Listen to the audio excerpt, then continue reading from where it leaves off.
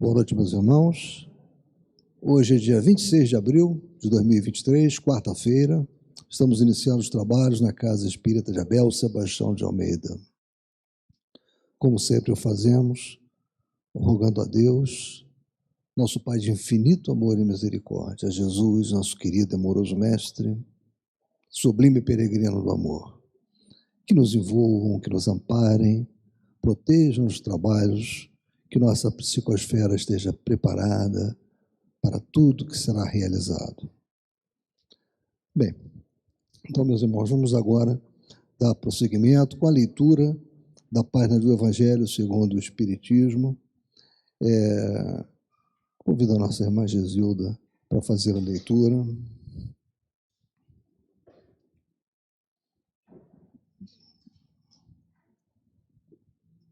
Gesilda, pode abrir à vontade, né? Você sabe que não é... Não, pode abrir qualquer...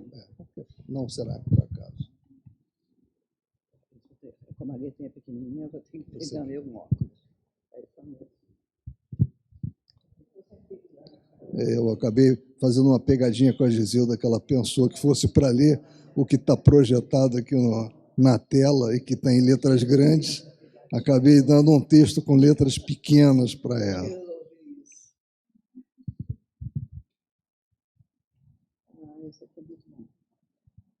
Então, a página que a gente vai ler, um pedaço, né, é o capítulo 12º, nada mais apropriado para esse dia, que é um dia em que nós exortamos muito as entidades que vêm aqui a amar os inimigos, ao perdão. Então, amai os vossos inimigos, é capítulo 12, retribuir o mal com o bem. Aprendeste que foi dito, amareis o vosso próximo e odiareis ao vosso inimigo. Eu, porém, vos digo, amai o vosso inimigo, fazei o bem àqueles que vos odeiam e orai pelos que te perseguem e caluniam, a fim de serdes filhos do vosso Pai, que está nos céus, e que se levante o sol para os bons e para os maus, e que chova sobre os justos e os injustos. Porque, se só amardes os que vos amam, qual será a vossa recompensa? Não procedem assim também os publicanos? Se apenas os vossos irmãos saudardes, que é que com isso fazeis mais do que aos outros? Não fazem outro tanto os pagãos? É Mateus 5, 43 e 47. Digo-vos, se a vossa justiça não for mais abundante que a dos escribas e dos fariseus, não entrareis no reino dos céus. Se somente amardes os que vos amam, que mérito se vos reconhecerá, uma vez que as pessoas de má vida também amam os que as amam. Se o bem somente o fizerdes aos que vô-lo fazem, que mérito se vos reconhecerá, dado que o mesmo faz a gente de má vida. Se só emprestardes àqueles de quem possais esperar o mesmo favor, que mérito se vos reconhecerá quando as pessoas de má vida se entreajudam dessa maneira para oferir a mesma vantagem? Pelo que vos toca, amai os vossos inimigos, fazei bem a todos e auxiliai sem esperar coisa alguma. Então, muito grande será a vossa recompensa e sereis filhos do Altíssimo, que é bom para os ingratos e para os maus. Sede, pois, cheios de misericórdia, como cheios de misericórdia o vosso Deus. É o vosso Deus. Se o amor ao próximo constitui o princípio da caridade, amar os inimigos é a mais sublime aplicação deste princípio, porque a posse de tal virtude representa uma das maiores vitórias alcançadas contra o egoísmo e o orgulho. Entretanto, é geralmente equívoco no tocante ao sentido da palavra amar. Não procedeu Jesus assim falando que cada um de nós tenha para com seu inimigo a ternura que dispensa a um irmão ou amigo. A ternura pressupõe confiança. Ora, ninguém pode depositar confiança numa pessoa sabendo que esta lhe quer mal. Pode depositar confiança numa pessoa sabendo que ela lhe quer mal. Ninguém pode ter para com ela expansões de amizade, sabendo-a capaz de abusar dessa atitude. Entre pessoas que desconfiam uma das outras, não pode haver essas manifestações de simpatia que existem entre as que comungam das mesmas ideias. Enfim, ninguém pode sentir em estar com o inimigo prazer igual ao que sente na companhia do amigo. Um pedacinho só. A diversidade na maneira de sentir nessas duas circunstâncias diferentes resulta mesmo de uma lei física, a da assimilação e da repulsão dos fluidos. O pensamento malévolo determina uma corrente fluídica que impressiona penosamente. O pensamento benévolo nos envolve num agradável eflúvio. Daí a diferença das sensações que se experimentam à aproximação de um amigo ou de um inimigo. Amar os inimigos não pode, pois, significar que não se deve estabelecer diferença alguma entre eles, os amigos. Se este preceito parece de difícil prática, impossível mesmo, é apenas por entender-se falsamente que ele manda se dê no coração, assim ao amigo como ao inimigo, o mesmo lugar, uma vez que a pobreza da linguagem obriga que nos sirvamos do mesmo termo para exprimir matrizes diversas de um sentimento, a razão cabe estabelecer a diferença conforme os casos. Amar os inimigos, esse parágrafo aqui é o último, mas é muito importante. Não é, portanto, ter-lhes uma afeição que muitas vezes não está na natureza, visto que o contato de um inimigo nos faz bater o coração de um modo muito diverso do seu bater ao contato de um amigo. Amar os inimigos é não lhes guardar ódio, nem rancor, nem desejo de vingança. É perdoar-lhes, sem pensamento oculto e sem condições, o mal que nos causou. É não opor nenhum obstáculo à reconciliação com eles. É desejar-lhes o bem e não o mal. É experimentar júbilo em vez de pesar com o bem que lhes advenha. É socorrê-los, apresentando-se a ocasião. É abster-se, quer por palavras, quer por atos, de tudo que os possa prejudicar. É, finalmente, retribuir-lhes sempre o mal com o bem, sem intenção nenhuma de os humilhar. Quem assim procede, preenche as condições do mandamento, amai os vossos inimigos. Eu acho muito importante, porque ninguém pode conseguir isso sem combater essas duas, aquilo que Kardec dizia, a lepra da alma, que é o egoísmo e o orgulho, né?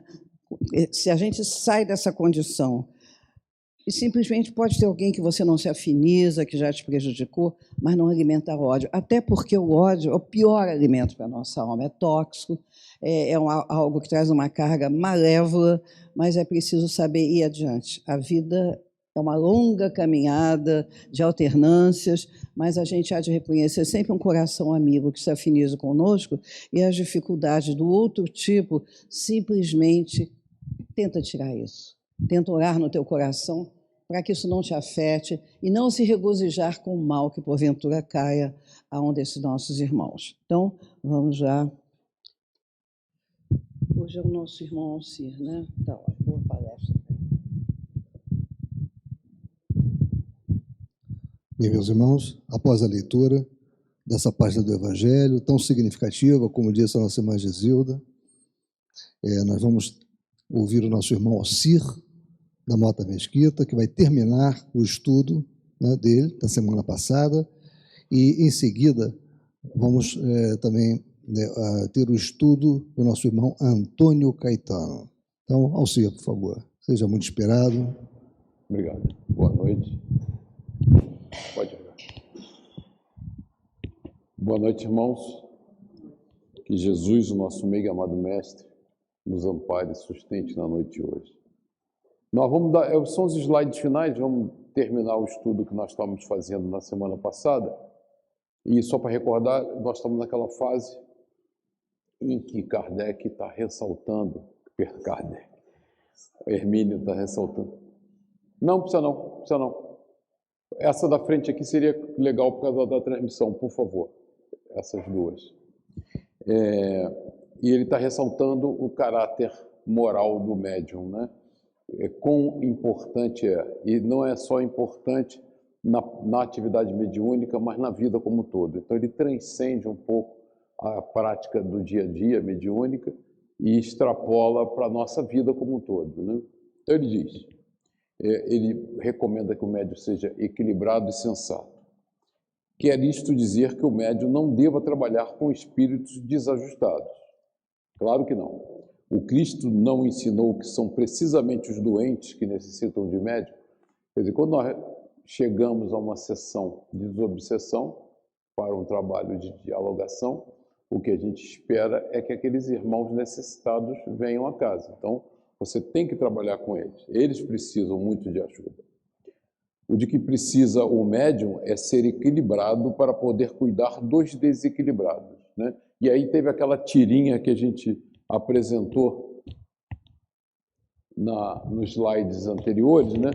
Em que o médium desequilibrado facilita a manifestação de espírito desequilibrado, pela sua própria índole, né? Esta é a sua tarefa. Esses aspectos que estariam melhor colocados no capítulo específico sobre o desenvolvimento da mediunidade foram trazidos para aqui pelas suas implicações no mecanismo da comunicação, na sua semiologia. Isso quer dizer que se o médium recebe do espírito comunicante um impulso ou um sinal de violência, ele não terá que ser violento para ser fiel ao comunicante. Ele pode perfeitamente transmitir o tom da indignação ou da irritação sem apelar para o exagero. Então, aqui tem um filtro recomendado, né, por ele. E, ao mesmo tempo, sem descaracterizar a comunicação, se, além de ser um médium bem treinado, for também, e aí fica a recomendação dela que eu tirei o título para o nosso slide, né? Uma pessoa equilibrada e sensata. E ele reforça isso há muito tempo. Quer dizer, não só quanto ao médium, nós estamos no trecho dos médios, como todo trabalhador da casa espírita, ele vai falar sobre isso em seguida. A harmonia do grupo. Mas não para aí o alcance das observações contidas na instrução do amigo espiritual de Regina. Ele vai além, chamando atenção para a postura das pessoas que servem junto ao médium, ou seja, aquelas que compõem o grupo de trabalho mediúnico. Sua palavra é inequívoca. Idênticas condições são exigidas daqueles que com ele, o médium, trabalham. Quer dizer, que os demais participantes do trabalho mediúnico também podem influir nas comunicações? É uma pergunta, né? É, exatamente isso, podem. Os espíritos se utilizam nas suas manifestações de recursos magnéticos colhidos entre os encarnados, sejam ou não médiuns ostensivos. Ele se sente encorajado a fazer pilhérias e ironias ferinas, por exemplo. E aqui eu grifei porque é um recado muito, muito importante para nós, né? Então ele fala que o espírito comunicante se sente encorajado a fazer pilhérias e ironias ferinas, por exemplo, quando alguém no grupo acha graça no que ele diz. Da mesma forma que se sente estimulado à agressividade, se percebe que alguém no grupo está achando que ele tem mesmo razão e que deve logo apelar para a violência. E isso é mental, né? Essa aprovação, ela é mental. Então você está na mesa mediúnica, no meio do trabalho, e o espírito faz uma gracinha e alguém mentalmente acha engraçado. Como nossos pensamentos são transparentes, ele pega apoio naquele participante do grupo, então a harmonia do grupo como um todo, né, ele vem falando sobre as características morais do médium, mas ele generaliza. Todos nós temos que vigiar e orar permanentemente. E sentado à mesa, às vezes um pensamento de aceitação é o reforço que um espírito comunicante precisa para extrapolar os seus limites. Comunicações autênticas. Não há dúvida, portanto, de que é difícil ser médium e que é muito difícil aos espíritos fazer transitar através de certos médiums. E aí ele está falando daqueles cacos, né? Me lembra da parte anterior que, como no teatro, um ator introduz falas suas que não estavam previstas pelo autor, o médium introduz falas suas que não são as comunicadas pelo espírito. Fiéis e bem arranjadas, porque o mais comum, como se observa da verdadeira queixa que fizeram a Kardec, é encontrar mentes em desalinho com tropeços de toda sorte pelos caminhos por onde deve fluir a comunicação. Em resumo, a única linguagem dos espíritos é o pensamento inarticulado, ou seja, não expresso em palavras ou símbolos. Se fosse possível transmitir esse pensamento in natura, puro, de mente a mente, entre desencarnados e encarnados, não estaríamos escrevendo este livro e nem Kardec provavelmente teria escrito o Livro dos Médiuns. Não é assim que se processa a comunicação. E esse capítulo ele falou muito sobre o processo da comunicação, né? Espírito ser encarnado, de vez que ele precisa ser convertida de pensamento puro em código previamente acertado de símbolos como palavra escrita ou falada, som e imagem. E o médium é esse intermediário da comunicação e nós somos as pessoas que recebem a comunicação. Então, esse intermediário tem que ter essa capacidade da pureza da comunicação. O médium não cria em si a mediunidade, apenas a desenvolve, submetendo-se a determinadas disciplinas e treinamentos para exercê-la adequadamente.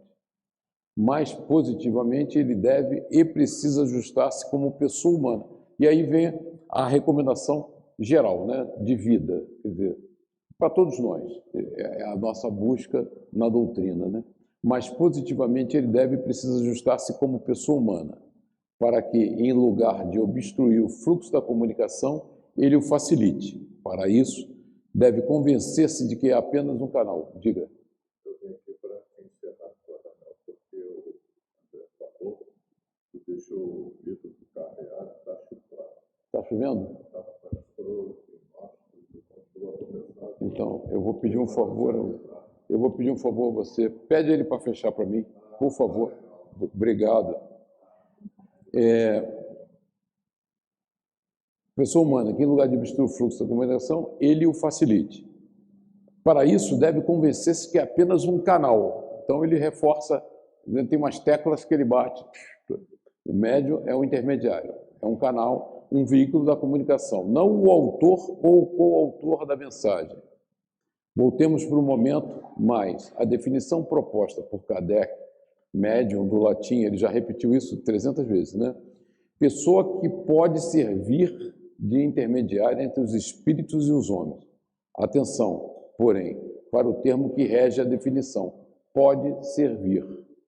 Poder, pode, mas só deve se estiver devidamente preparada, não apenas como médium, mas principalmente como ser humano.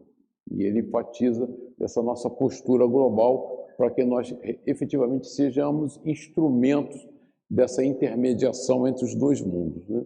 Do contrário, é melhor buscar outra atividade na seara espírita. Então ele é contundente, né?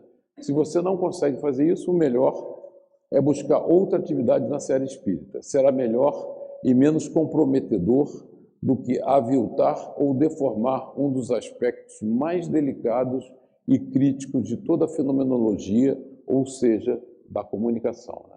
A base do fenômeno mediúnico é a nossa comunicação com o mundo espiritual. Toda a estrutura doutrinária repousa sobre essa capacidade, né? E é isso. Encerramos aqui hoje. Esse finalzinho não deu para acabar a semana passada, mas agradeço a vocês. Deixar aqui com o Dionísio.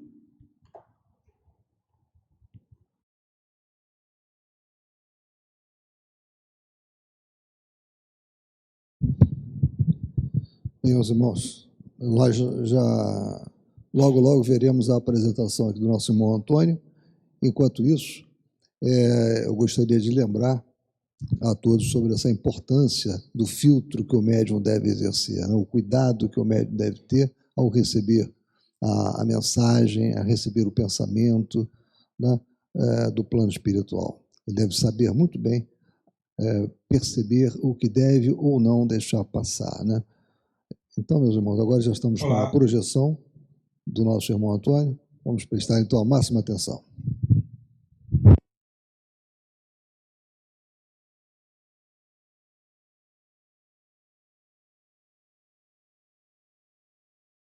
Frequentadores, amigos da Casa de Abel Sebastião de Almeida e todos aqueles que nos assistem, que nos acompanham através da rádio da TV Abel.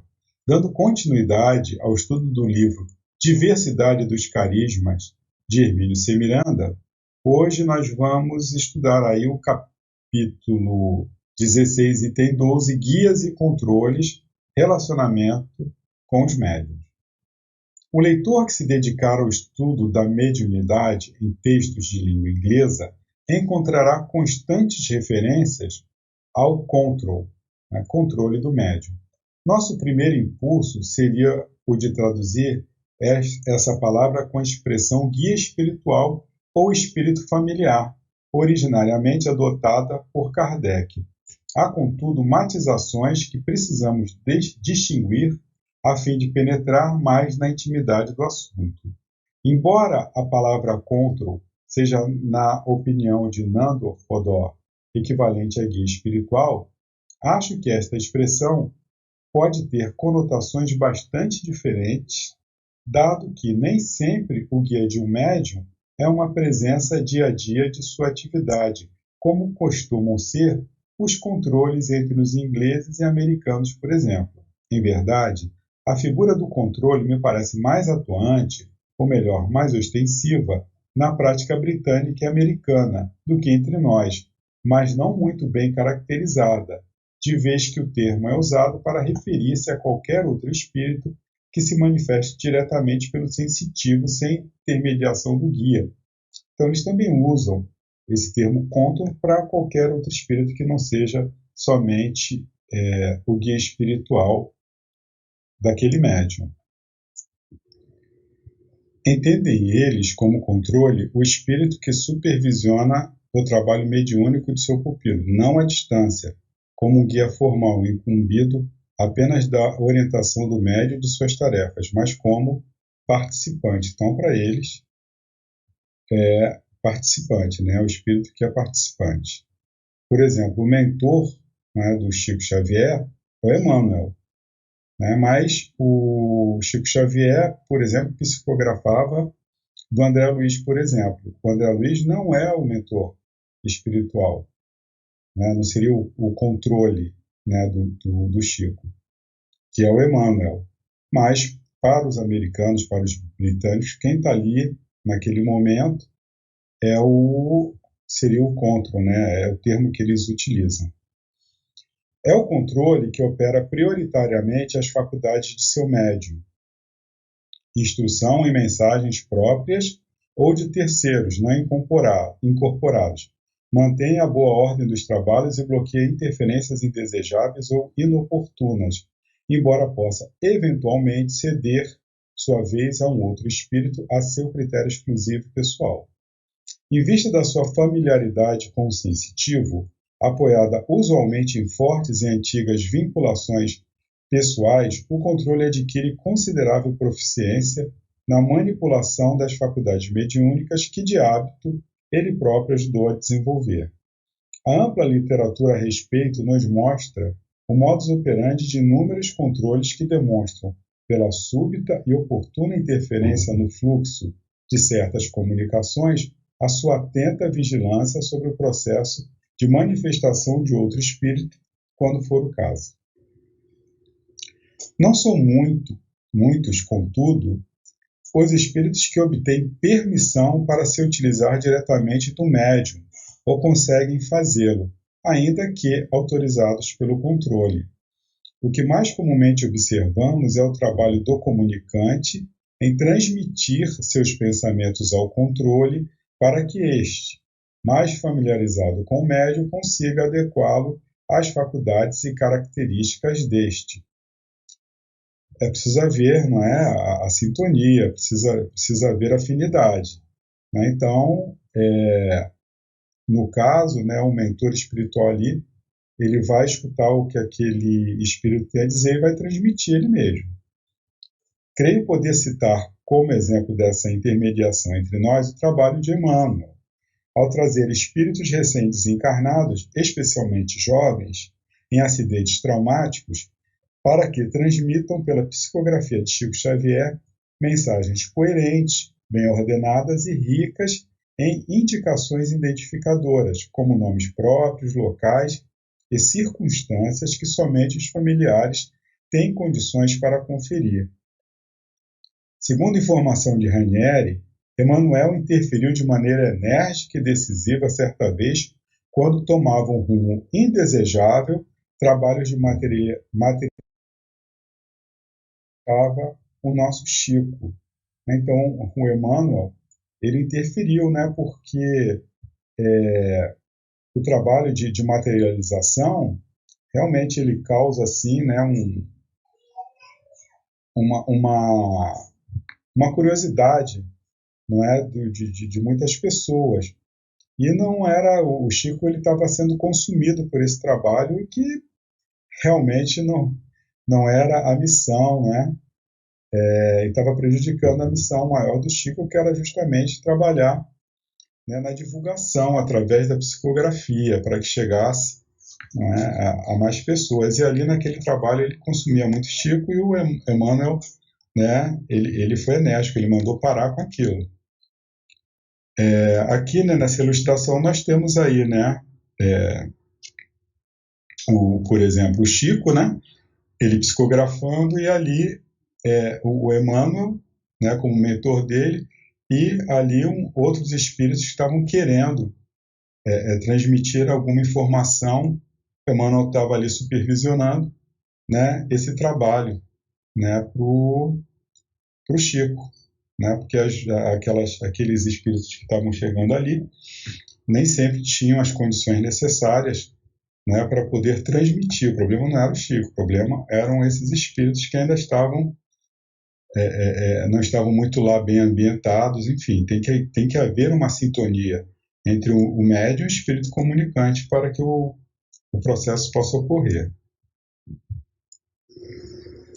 Além disso, né, ele é o autor, né, o Emmanuel, de grande parte, se não da maior parte, da obra psicográfica captada pelo Chico em seus muitos anos de exercício constante da mediunidade. Sua presença é ainda percebida ou inferida em trabalhos de outros, escritos por diferentes espíritos, de vez que encontramos prefácios ou apresentações suas em obras de André Luiz, Irmão X, Neio Lúcio.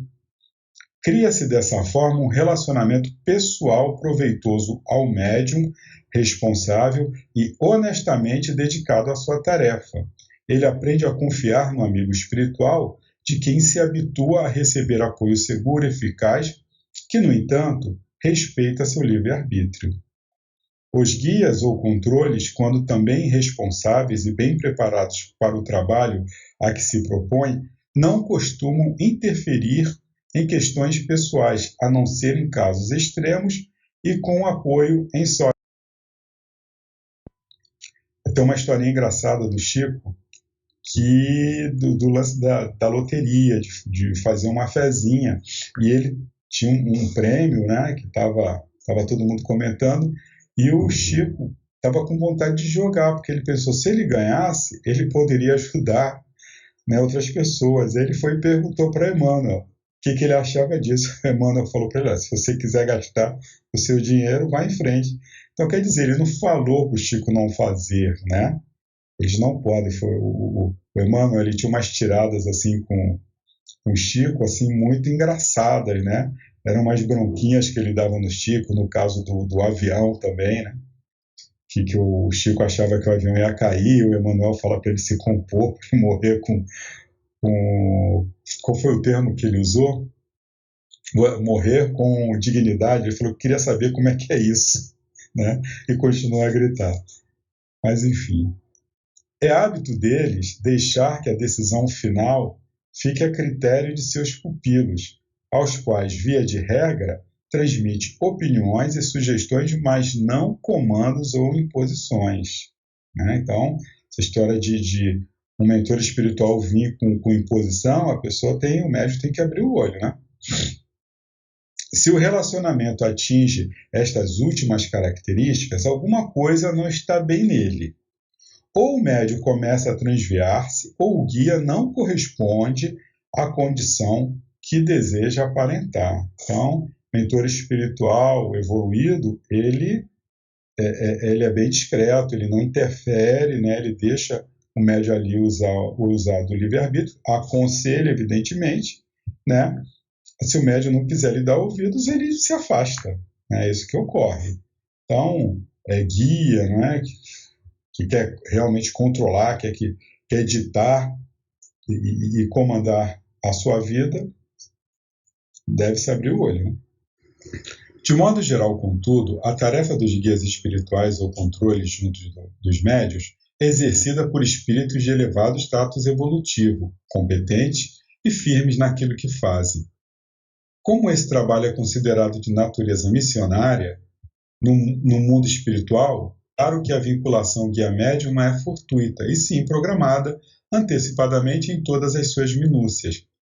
Há sempre uma série de compromissos, deveres e obrigações assumidos, de parte a parte, quando se prepara uma tarefa dessas, que, em princípio, tem a duração de toda uma existência na carne.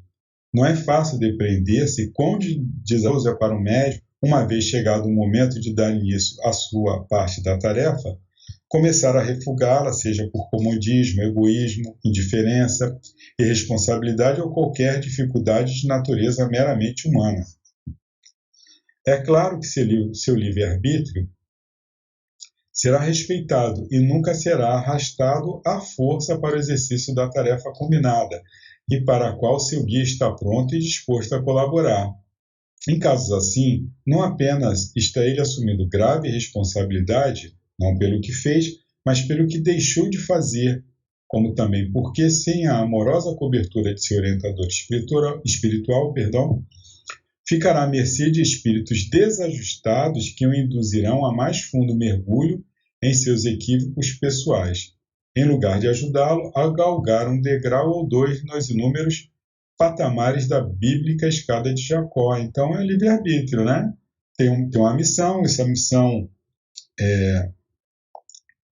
foi confiada, né, a um determinado médium, né, foi traçado um planejamento com seu mentor espiritual, chega aqui, utiliza o livre-arbítrio, não quer, né? Enfim, ele vai ter que arcar depois, né, com essa responsabilidade. Né? Eu tenho um caso de um tio na família que ele tinha uma mediunidade, né, bastante ostensiva, ele dava receituário, isso quando era garoto, né? E ajudava muitas pessoas em dificuldade lá nos rincões lá do sul da Bahia. Só que quando chegou na idade madura, ele não quis mais, e não quis mais saber, não queria mais saber disso. Enfim, os mentores dele se afastaram. Esse meu tio acabou aí, né, um processo de alcoolismo, uma época da sua vida que lhe fez muito mal. Enfim, sua vida toda foi pontuada aí por acontecimentos, né, complicados, né, mas é uma questão de escolha, né?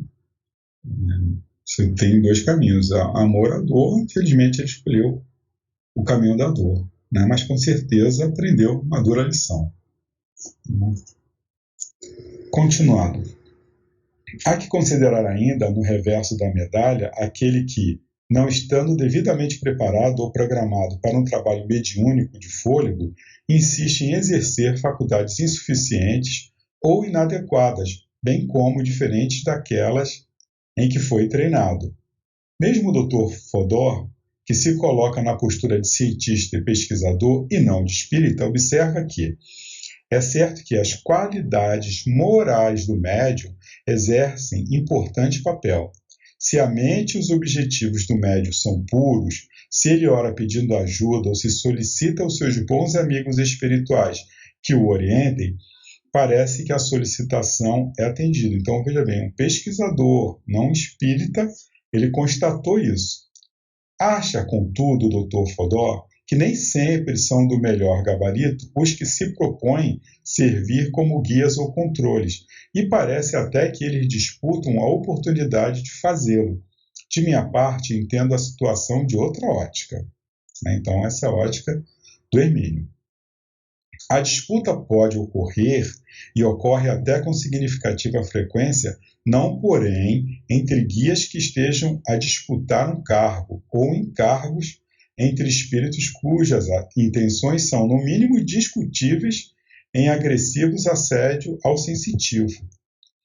Ainda mais que sabemos que não poucas mediunidades apresentam de início sob vigorosa pressão perturbadora de espíritos desajustados.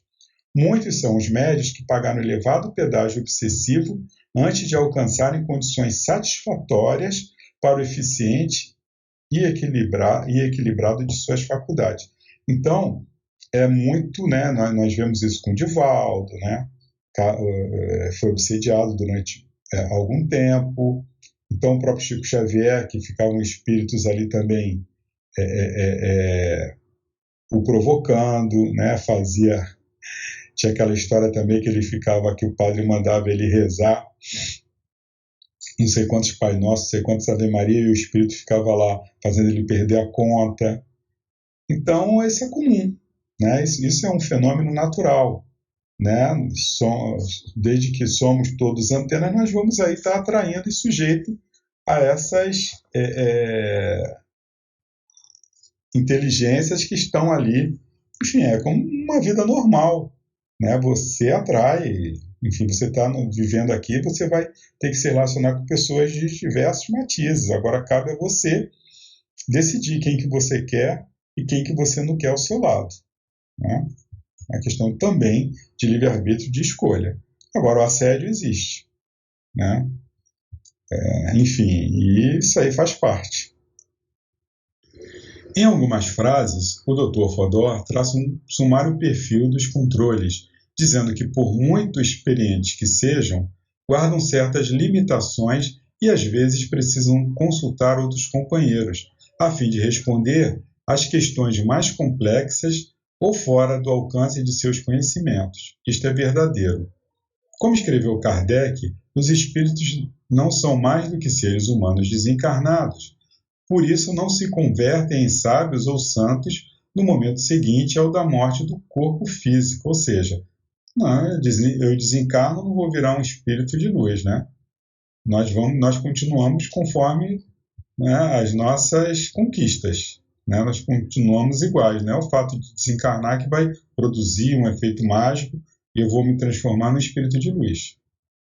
Na própria codificação, encontramos questões que mesmo as entidades que compunham a equipe do espírito de verdade declaram com a singeleza pura da grandeza desconhecer ou não ter como explicar pela carência de terminologia ou de conhecimentos adequados por parte dos encarnados. São pacientes e sempre dispostos a ajudar, mas na expressão do Dr. Fodor, não acatam ordens e gostam de ser tratados com cortesia.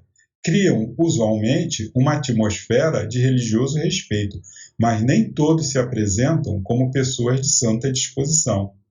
Walter, controle da médium Margaret, não hesitava em despachar uns tantos palavrões, se algo o desagradava de maneira especial, ou de mandar às favas os que os atormentassem com perguntas impertinentes. Conta Fodor que uma dessas irritações deu-se com Houdini, que o acusou de estar fraudando. Walter despejou sobre o mágico um monte de maldições em linguagem imprintable, ou seja, impublicável. O controle da senhora Travers Smith, que se identificava como um antigo sacerdote egípcio ao tempo de Ramsés II, também praguejava e xingava à vontade quando as coisas, no seu entender, não corriam bem. Outro controle da senhora Travers Smith, de nome Peters, e que se servia do grupo para promover suas próprias experiências, era excelente para criar testes para as suas pesquisas, mas quanto ao seu caráter, ainda segundo Fodor, não era como se diz flor que se cheirasse. Bom, lá no livro dos médiuns, né? Então a gente tem algumas indicações, né, quanto às comunicações, à qualidade da prática mediúnica, né? E esses itens aí em relação ao espírito manifestante. O que eles dizem? Apreciam seus espíritos pela linguagem de que usam e pelas suas ações. Estas se traduzem pelos sentimentos que eles inspiram e pelos conselhos que dão. Os espíritos superiores usam sempre de uma linguagem digna, nobre, elevada, sem eiva de trivialidade. Tudo dizem com simplicidade e modéstia. Jamais se vangloriam nem se jactam de seu saber, ou da posição que ocupam entre os outros. A dos espíritos inferiores ou vulgares sempre algo refletem das paixões humanas. Toda expressão que denote baixeza, pretensão, arrogância, fanfarronice, acrimônia é indício característico de inferioridade e de embuste, se o espírito se apresenta com um nome respeitável e venerado. Às vezes, os controles se especializam em determinadas tarefas, um para trabalhos de efeitos físicos, outro para psicografia e assim por diante, bem como para este ou aquele assunto. Um espírito que se identificou como Cristo d'Angelo, junto de um médium de nome Rossi, declarou que só dispunha de poderes com a voz, ou seja, trabalhos de psicofonia. A observação é de profundo interesse por duas razões importantes. Primeiro, porque vemos um espírito que expõe honestamente suas próprias limitações, transmitindo aos médios uma lição não apenas de humildade, mas de não pretender desempenhar tarefas que não estão ao seu alcance ou não se acham incluídas na sua programação. Segundo, porque nos leva à evidência, nem sempre reconhecida e comentada, de que há espíritos que funcionam como médium que outros. Destaquemos este último aspecto para um comentário mais extenso. Mais uma vez, há que fazer uma distinção que nos propicie uma interpretação mais nítida dos complexos aspectos aqui envolvidos. O fato de funcionar o controle ou guia espiritual do médium como um intermediário para certas comunicações não quer dizer que todos eles operem como médiuns, no sentido habitual da palavra. Muitos deles apenas captam as emissões de pensamento de um companheiro espiritual e as retransmitem ao médium encarnado para que este possa convertê-lo em palavras escritas, faladas ou símbolos. Embora isso não deixe de ser uma intermediação, não representa a rigor uma forma de mediunidade, tal como a conhecemos, se ficarmos adstritos ao conceito de que o médium é aquele que serve de intermediário entre os seres desencarnados e encarnados. Então, o que ele está querendo dizer é que nesse fenômeno, né, mediúnico, o mentor espiritual, o guia espiritual, ele não está representando o médium, né, por exemplo, daquele espírito, né, ele não está deixando aquele espírito se acoplar ao seu perispírito, né, para dar a manifestação. Ele simplesmente capta aquele pensamento e transmite ali ao encarnado, né? Então não existe, né, o efeito, né, mediúnico. O efeito mediúnico não é aí caracterizado, ele está apenas servindo, né, às vezes de intérprete.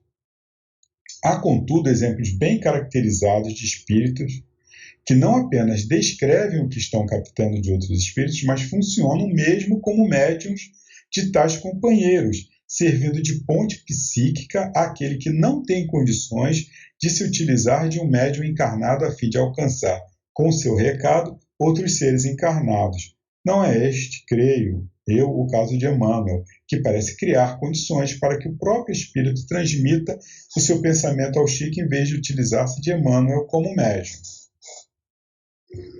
André Luiz relata um episódio em Libertação em que o espírito se concentra como médium para que Matilde consiga manifestar-se perante Gregório.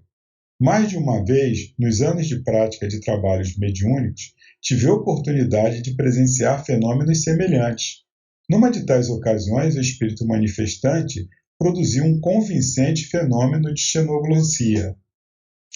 Acho que era tão forte a sua fixação no idioma da língua que falara na terra, o húngaro, que o seu pensamento estava sendo transmitido pelo médium nessa língua.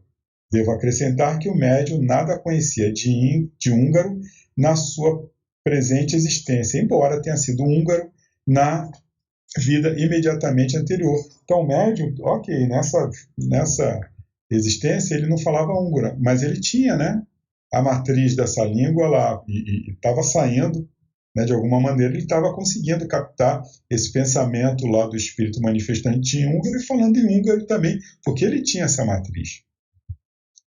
De repente, suspendeu-se por alguns momentos a penosa tentativa de diálogo. Quando o médium voltou a falar, já nos foi possível entendimento em português. Interrogado posteriormente, um de nossos amigos espirituais, podemos considerá-lo como um dos controles do médium, ou seja, um espírito familiar, nos explicou que, em vista da dificuldade criada pela dramática xenoclosia e pela aflição do espírito em manifestar-se, ele, controle, interferiu no processo, passando a funcionar como intermediário entre o manifestante e o médium. Ou seja, o pensamento continuou sendo o do húngaro, agora, porém, retransmitido ao médium de tal maneira que este podia vazá-lo em português. Reportando-se novamente ao caso de Emmanuel, nas tarefas em que ele traz a Francisco Cândido Xavier espíritos que sozinhos não teriam condições de se manifestarem e os assiste, é oportuno verificar mais uma vez a fantástica precisão dos conceitos doutrinários e experimentais, sempre que a fonte é boa. Digo isto porque encontro na erudita exposição do Dr. Fodor esta observação. No caso de Cristo d'Ângelo, alguns espíritos muito fracos para transmitirem suas mensagens aos destinatários com suas próprias vibrações vocais, manifestaram-se através do controle, do que resultava certa mixagem no sotaque e predominância ocasional do timbre de voz usualmente empregado pelo controle. Os problemas da comunicação, contudo, são de tal maneira complexos que não podemos ter a esperança de chegar ao fundo deles com apenas algumas especulações, principalmente porque a cada estágio que alcançamos, uma nova safra de dificuldades está à nossa espera. Por exemplo, se o espírito não fala, mas apenas usa a linguagem do pensamento, como é que pode ter sotaque ou falar línguas que o médium não conhece? Evidentemente, não há explicações para tudo. E ainda há pouco observávamos que nem os espíritos amplamente mais experimentados do que eu não se arriscam a definir, conceituar e explicar tudo o que lhes seja perguntado. Pelo menos não é esse o procedimento dos espíritos responsáveis e sensatos. O que não impede que possamos formular e propor hipóteses que ficam, como costumava assinalar Kardec, à espera de teste final da verificação. Entendo que realmente o espírito não fala, conforme já vimos. Há uma unanimidade no sentido de que a linguagem deles é o pensamento. Ocorre, não obstante, um acoplamento do perispírito da entidade manifestante com o do médium, através da aura, como também já vimos. É por meio desse mecanismo que o espírito manifestante assume certos controles do corpo físico do médium, através do qual irá como que materializar sua mensagem. Vimos também, como Hernani Guimarães Andrade, que a profundidade do transe depende do mais amplo ou mais reduzido espaço que o médium conceda esse acoplamento do perispírito. Parece lógico concluir-se, portanto, que nos casos em que a chamada incorporação é mais ou menos completa, ou seja, quando o médium cede o máximo de espaço possível, sem abandonar de todo o controle remoto do seu corpo, o espírito parece ficar mais à vontade e com mais efetivo controle sobre o instrumento humano de que se utiliza no momento. Então é aquela coisa, o médium dá passividade, né? Agora o médium ele pode dar uma passividade assim ampla ou reduzida, né? Deixar só alguns controlezinhos ou deixar que aquele espírito ali ele tenha um controle maior, mas o médium ele nunca vai estar, não é totalmente fora, ele está ali por perto, né? Mas ele pode deixar essa passividade ser mais robusta, né? Ser mais completa ou não. Como também observamos a Iuris Silverbird, isso aí traduzindo é uma árvore, né? Uma espécie de árvore. Não é muito comum lá nos Estados Unidos e Canadá, uma espécie de bétula, né? Que tem, seu tronco parece que é prateado, daí o nome Silver Birch. Se refere a um punhado de fios através dos quais ele mantém os comandos que lhe facultam transmitir seu pensamento. Uma vez reunidas as condições para que esse comando seja o mais completo possível, é claro que lhe é facultado impor aos instrumentos até suas características pessoais e sua língua mais recente, cacuetes, tiques nervosos, gagueira, sotaque e até mesmo tom de voz. Então, quanto mais controle você tiver, não é, do aparelhamento do médium, claro que o espírito ali manifestante ele vai conseguir, não é, passar todas essas características pessoais dele, espírito, porque ele está usando os controles, né? Como diz aqui o Silverbert, o punhado de fios, é ele que está controlando. Segundo pude observar, sempre que tais fenômenos ocorrem, o médium mergulha num transe mais profundo, do qual desperta sem se lembrar do que ocorreu ou do que disse, enquanto sob controle do manifestante. Da expressão, inadequada a meu ver, de mediunidade inconsciente. O espírito do médium afasta-se mais de seu corpo físico a fim de ceder mais espaço. Não, porém, que mergulhe na inconsciência. Ele se afasta um pouquinho mais, mas ele está por ali e está no controle. Um médium de meu conhecimento e com o qual trabalhei durante alguns anos, dizia-me que, com certos espíritos que recebia por incorporação, ele se mantinha lúcido e consciente, acompanhando até o diálogo com a pessoa incumbida de falar com os espíritos. Com outros, isso não ocorria. Parece que, para se manifestarem, precisavam de mais espaço no seu psiquismo. Um desses espíritos era de uma presença particularmente marcante e característica. Vivera na França do século XIX, morrera na Revolução de 1848 e conservava o seu forte sotaque ao se utilizar da instrumentação mediúnica.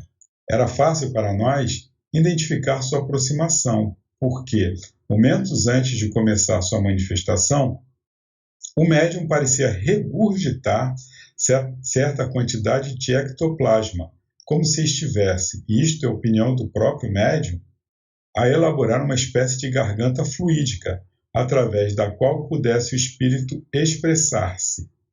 Seu tom de voz era baixo e profundo, e o sotaque francês lá estava, inequívoco, característico e constante.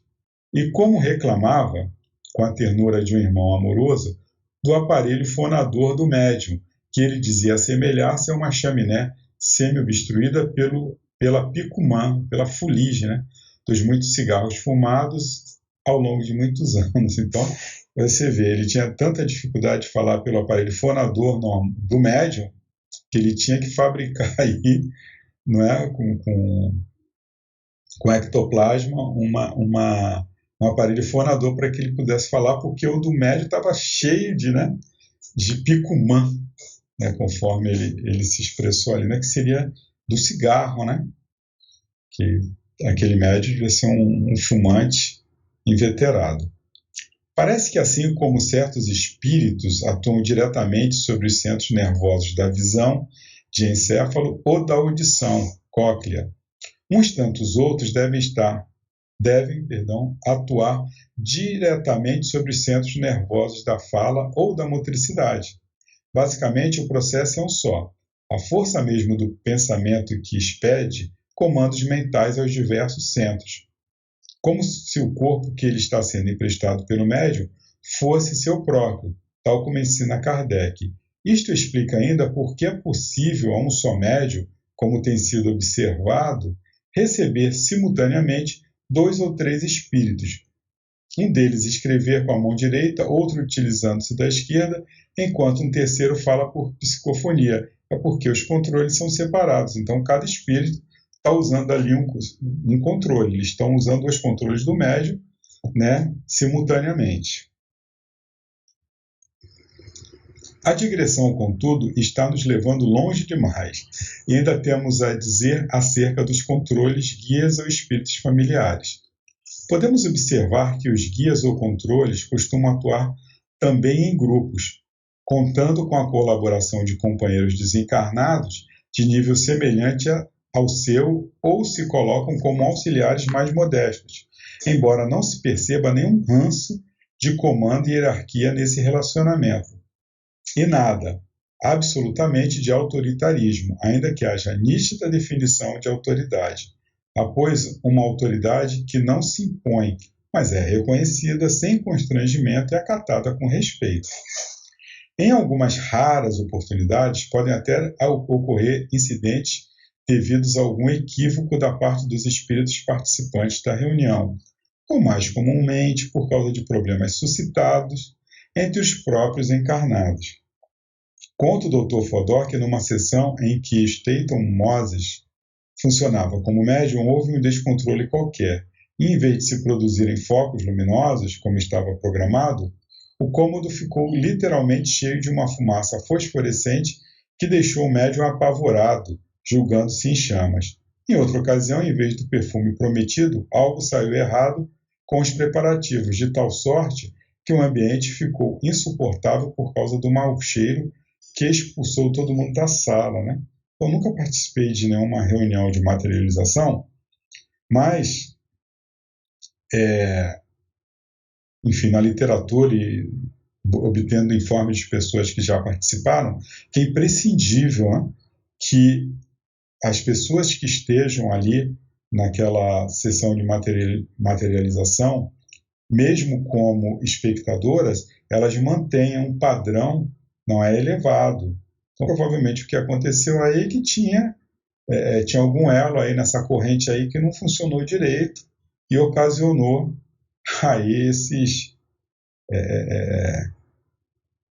problemas aí que tiveram nessa reunião aí do foco, né, luminoso, que não deu certo, e do perfume que saiu aí um cheiro desagradável, né?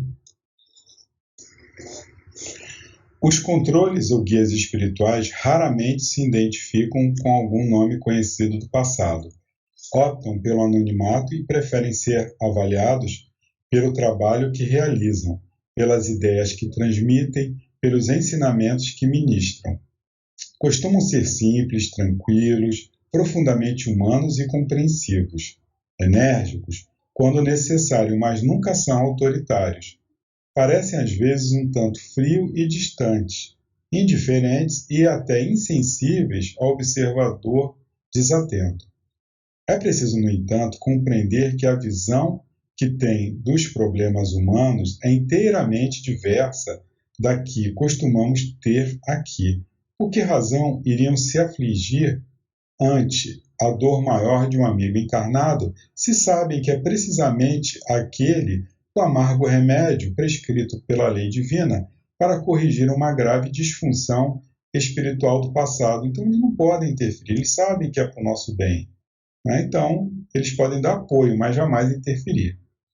Deveria o médico deixar de operar um paciente em estado grave ou de receitar um remédio salvador porque a operação vai doer ou o remédio é amargo?